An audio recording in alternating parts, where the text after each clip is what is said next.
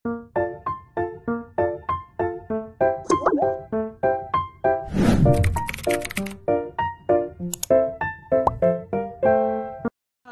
warahmatullahi wabarakatuh. Baiklah, di sini saya akan menjawab kuis hukum perdata. Pengakuan subjek hukum manusia dalam Burgerlich Werkbook. Dalam Burgerlich Werkbook (BW) atau Kitab Undang-Undang Hukum Perdata, di beberapa negara, pengakuan subjek hukum manusia adalah prinsip hukum yang mengakui manusia sebagai subjek hukum yang memiliki hak dan kewajiban dalam masyarakat. Konsep ini memberikan pengakuan atas hak-hak dasar individu dan memberikan kerangka hukum untuk melindungi kepentingan pribadi dan properti individu. Pengakuan subjek hukum manusia dalam Burgerlich Werkbook melibatkan beberapa aspek penting, di antaranya kapasitas hukum. Setiap manusia secara umum dianggap memiliki kapasitas hukum penuh, yaitu kemampuan untuk memiliki hak dan kewajiban hukum serta melakukan tindakan hukum. Ini berarti bahwa setiap orang dewasa dianggap mampu untuk melakukan perjanjian, memiliki properti, dan bertindak secara mandiri dalam masyarakat. Perlindungan hukum. Prinsip pengakuan subjek hukum manusia dalam Burgerlich Werkbook memberikan perlindungan hukum terhadap tindakan melanggar hak individu. Jika hak seseorang dilanggar, dia memiliki hak untuk mencari keadilan melalui sistem peradilan dan mendapatkan kompensasi atau restitusi. Hak asasi manusia. Pengakuan subjek hukum manusia dalam Burgerlich Werkbook mencakup hak asasi manusia dasar seperti hak hidup, kebebasan pribadi, kehormatan, dan hak properti. Hak-hak ini diakui sebagai hak inheren yang melekat pada setiap individu dan dilindungi oleh hukum. Pembatasan. Meskipun manusia diakui sebagai subjek hukum, ada batasan tertentu terkait dengan kapasitas hukum. Misalnya, anak-anak atau orang tidak mampu secara mental atau fisik mungkin memiliki pembatasan terkait dengan kemampuan mereka untuk melakukan tindakan hukum. Dalam kasus-kasus seperti itu, mungkin diperlukan perlindungan tambahan atau pengawasan dari pihak lain. Pengakuan subjek hukum manusia dalam Burgerlich Werkbook merupakan prinsip hukum yang mendasar dalam sistem perdata. Ini menegaskan bahwa setiap individu memiliki kedudukan hukum yang diakui dan dilindungi oleh hukum. Kemungkinan mereka untuk melakukan transaksi hukum, memiliki hak-hak, dan mempertahankan kepentingan pribadi mereka.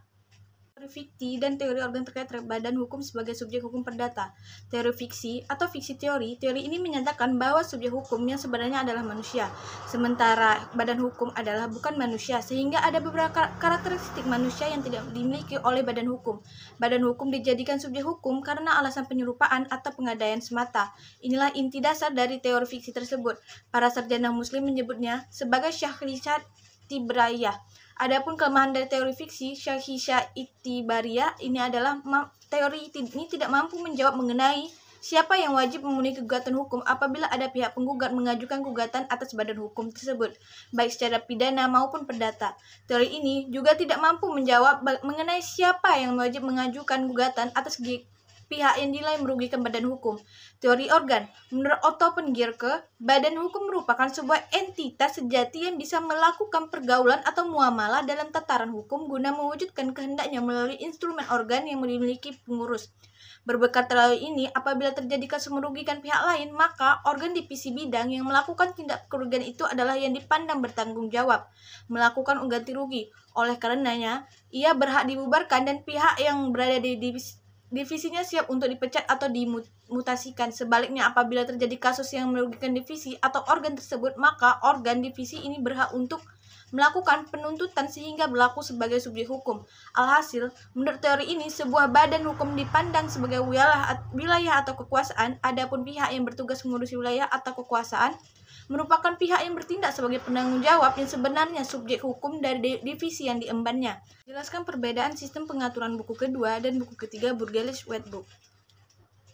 Buku kedua atau Book 2, buku kedua BW mengatur tentang perseroan terbatas atau PT dan bentuk badan hukum lainnya, seperti perseroan komanditer atau CP dan perseroan terbatas dengan saham publik atau NP.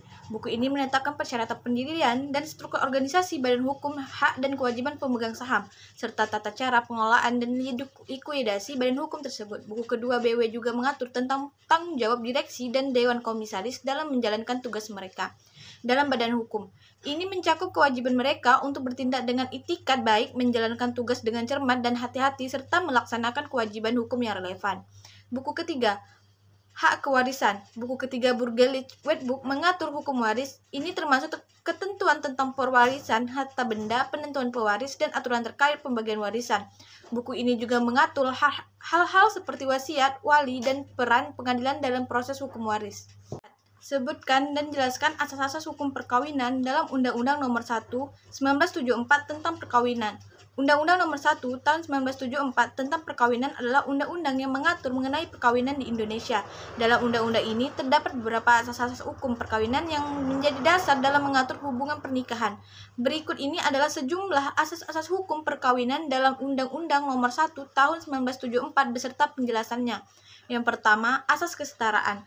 Asas kesetaraan menegaskan bahwa suami dan istri memiliki kedudukan yang sama dalam perkawinan.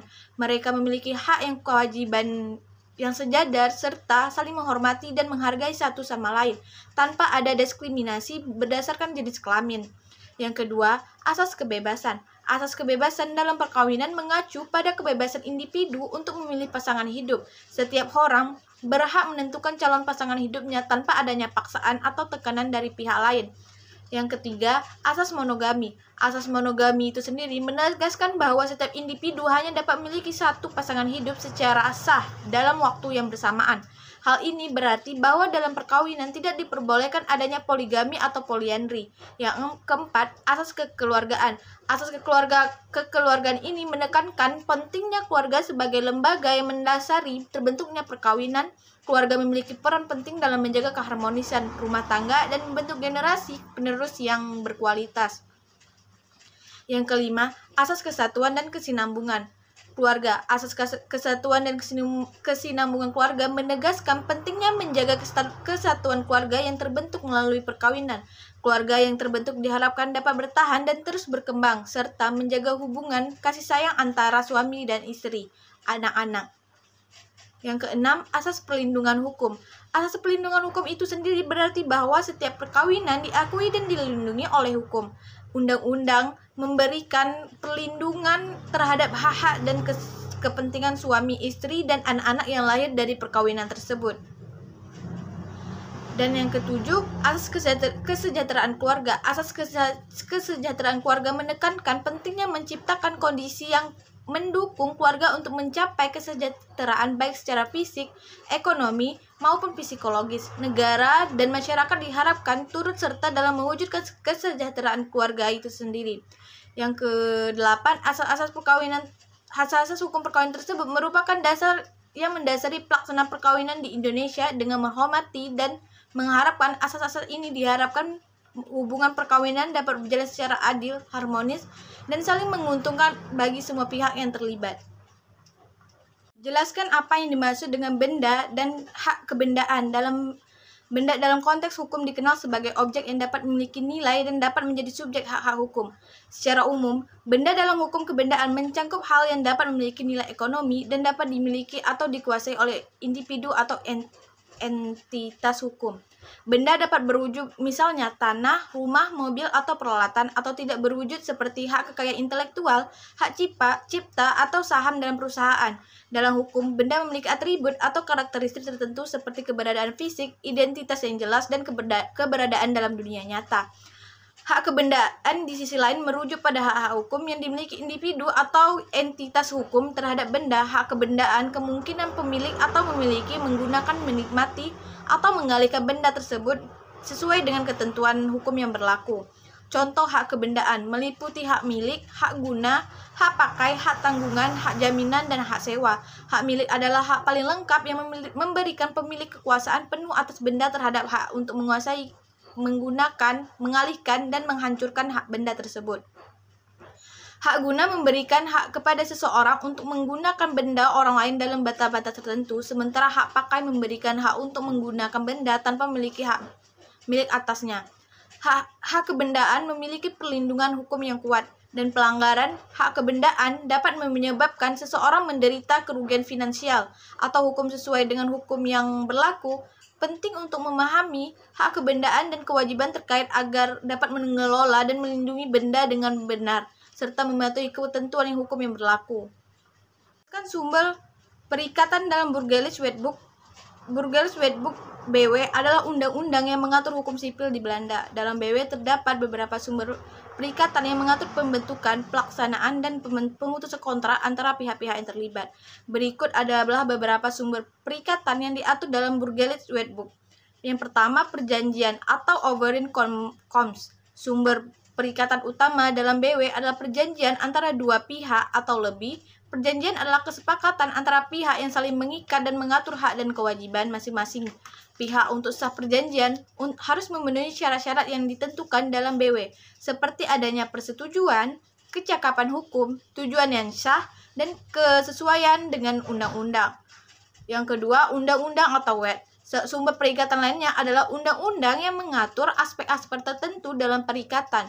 Undang-undang dapat memuat ketentuan yang harus dipatuhi dan oleh pihak-pihak dalam pembentukan dan pelaksanaan perjanjian. Misalnya terdapat undang-undang yang mengatur kontrak jual beli, sewa menyewa, atau perjanjian kerja. Yang ketiga, ketentuan hukum atau Rechtsregel. Selain perjanjian dan undang-undang sumber perikatan, lainnya adalah ketentuan hukum yang tidak secara langsung diatur dalam BW. Ketentuan hukum ini bisa berupa prinsip-prinsip hukum sipil, kebiasaan yang berlaku, atau putusan pengadilan yang menjadi preseden. Ketentuan hukum ini digunakan sebagai pedoman dalam menafsirkan perjanjian atau mengisi kekosongan hukum. Yang ketiga, kehendak bersama atau Gemeenschappelijke Wil. Sumber perikatan yang juga penting dalam BW adalah kehendak bersama atau kesepakatan antara pihak-pihak yang terlibat.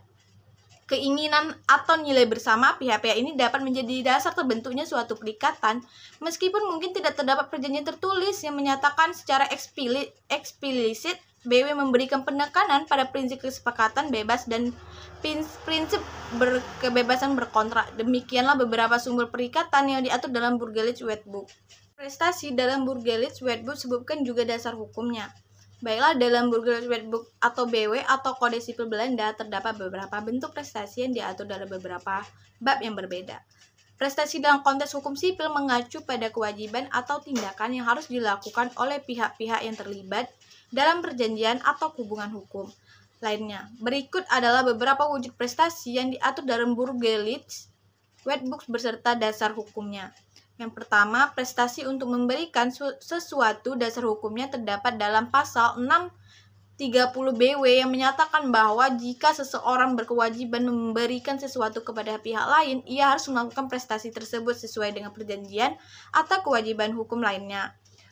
Yang kedua, prestasi untuk melakukan atau tidak melakukan sesuatu dasar hukumnya terdapat dalam pasal 6.74 BW yang menyatakan bahwa jika seseorang melanggar kewajiban kontraktualnya atau melakukan tindakan melakukan hukum, maka ia harus memberikan ganti rugi kepada pihak lain yang mengalami kerugian sebagai akibat dari pelanggaran tersebut. Yang ketiga, prestasi untuk membayar uang dasar hukumnya terdapat dalam pasal 6.119 BW yang menyatakan bahwa jika seseorang memiliki kewajiban membayar uang kepada pihak lain, maka ia harus melakukan pembayaran tersebut sesuai dengan ketentuan yang disepakati atau ditentukan oleh hukum. Yang keempat, prestasi untuk memberikan jaminan dasar hukumnya terdapat dalam pasal 6.11 BW yang menyatakan bahwa seseorang dapat diminta memberikan jaminan sebagai bentuk prestasi baik dalam bentuk uang, barang, atau hak lainnya untuk menjamin pelaksanaan perjanjian atau kewajiban hukum lainnya. Yang kelima, prestasi untuk memberikan informasi atau penjelasan dasar hukumnya terdapat dalam pasal 6.228 BW yang menyatakan bahwa pihak-pihak yang terlibat dalam perjanjian harus memberikan informasi atau penjelasan yang lengkap dan jujur tentang fakta-fakta yang relevan dengan perjanjian tersebut. Yang ketujuh, prestasi untuk memberikan hak milik dasar hukumnya terdapat dalam pasal 5.2 BW yang menyatakan bahwa jika seseorang memiliki hak milik atas sesuatu benda, ia memiliki kewajiban untuk menyerahkan hak milik tersebut kepada pihak lain yang memiliki hak yang sah atas benda tersebut. Itu adalah beberapa wujud prestasi yang diatur dalam Burgerlijk Wetboek. pengertian perjanjian dalam Burgerlich Red Book dan sebutkan juga dasar hukumnya.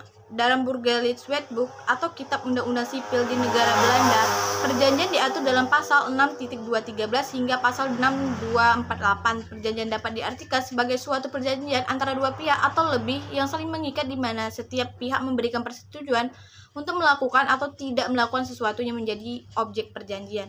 Dasar hukum perjanjian di Belanda tercantum dalam pasal 6.213 Burgerlich Red Book yang menyatakan bahwa setiap perjanjian yang dibuat oleh para pihak yang sah menciptakan kewajiban hukum bagi pihak-pihak tersebut. Artinya, jika suatu perjanjian tidak telah sah dibuat, pihak-pihak terikat oleh persyaratan yang kewajiban yang tercantum di dalamnya. Pasal-pasal selanjutnya dalam Burgerlich Red Book seperti pasal 6.225 dan pasal 6.248 mengatur lebih lanjut mengenai syarat-syarat yang harus dipenuhi agar suatu perjanjian dianggap sah serta konsekuensi hukum jika salah satu pihak tidak memenuhi kewajiban yang diatur dalam perjanjian tersebut. Penting untuk dicatat bahwa penjelasan ini berlaku untuk hukum perjanjian di Belanda. Berdasarkan Burgerlich Red Book, setiap negara memiliki sistem hukum yang berbeda dan pengertian dan dasar hukum perjanjian dapat bervariasi. Jika ada membutuhkan informasi lebih tentang perjanjian dalam konteks hukum negara lain, disarankan untuk mengacu pada undang-undang yang berlaku di negara tersebut atau berkonsultasi dengan ahli hukum setempat. Saja jawaban dari kuis hukum perdata saya. Lebih kurang saya mohon maaf. Assalamualaikum warahmatullahi wabarakatuh.